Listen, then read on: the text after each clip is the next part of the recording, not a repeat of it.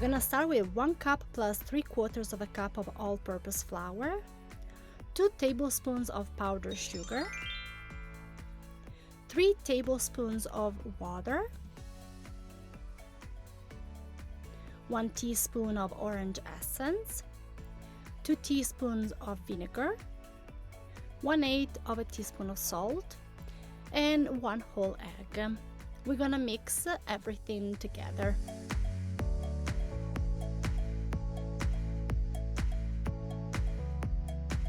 Now to our dough we're gonna add a half stick of soft butter, and after this is well combined into the dough, we're gonna cover it with plastic film and let it rest for 30 minutes in the fridge. We're gonna make the filling, and to the filling I'm gonna add a half cup of small chocolate chips, and the cream is made with 1 cup of powdered sugar, 4 ounces of ricotta cheese and cream cheese, 1 teaspoon of orange, and 1 1/4 of a cup of heavy cream. I apologize, I completely forgot to film it. You mix all the ingredients together until everything is nice and fluffy, and you add at the end the chocolate chips. After the cream is ready, I will put it in a piping bag and I will let it rest in the fridge until I need to use it. I will use it after all the cannoli shells are deep fried. After the dough is rested, I will cut it into pieces and I will start to roll it out. I kept the dough very thin on purpose so it's easier to pass it through the machine. I'm going to pass the dough through the largest setting. Every machine is different, but usually the largest setting is the first step to start rolling the dough, and this is for any recipe. I will roll it 4 times on the first setting, and then I will scale down to make it thinner and thinner. The more I roll the dough and the longest it becomes, so I am going to fold it twice and then pass it through the machine. If I forget to flour the dough and I pass it through the machine, it becomes sticky and it breaks, like you can see in this section. So I always have to remember to flour it before I roll it out. This is the last step on the first thickness. Now I will cut the dough into pieces and I will pass it just once on each following setting. Now I go down a notch, so I am on the second setting and I will just pass it just once. And I will do the same even with the third one. Now this is the thickness that you want to reach. It's about a penny size.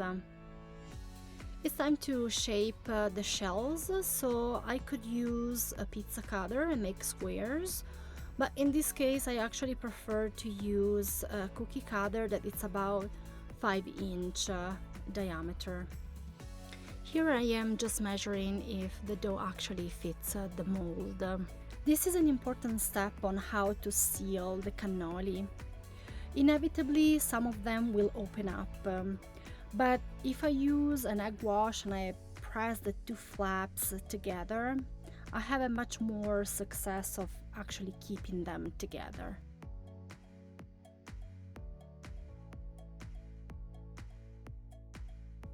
Here I'm putting the dough on the cannoli mold, and then I had a big of egg wash on one side. Then I slightly stretch the other side, and I press the 2 flaps together. When the oil is ready, I will fry the cannoli face down. The top part of the mold will face the bottom part of the pan. This will help to seal the cannoli in the frying process.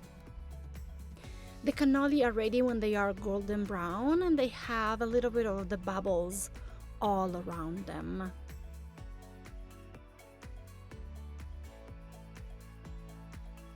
It's time now to fill the cannoli with the cream that I previously made. I used some cream cheese in the mixture to give a little bit of density to the cream.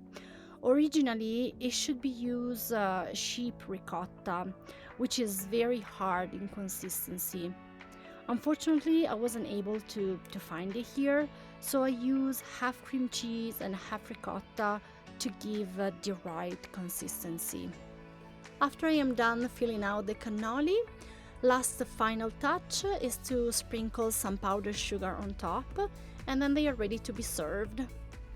To storage the filled cannoli, I put them in the fridge in an airtight container, and they can stay there up to 5 days.